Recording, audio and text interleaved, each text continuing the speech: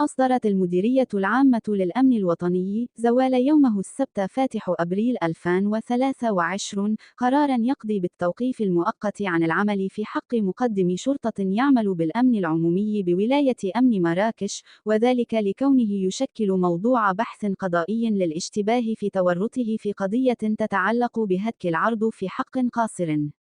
وتنتظر المديرية العامة للأمن الوطني نتائج البحث القضائي الذي تجريه مصالح الدرك الملكي بمنطقة تمصلوحة ضواحي مدينة مراكش تحت إشراف النيابة العامة المختصة، وذلك ليتسنى لها ترتيب المسؤوليات التأديبية والجزاءات الإدارية التي يقتضيها النظام الأساسي لموظفي الأمن الوطني في مواجهة المعني بالأمر.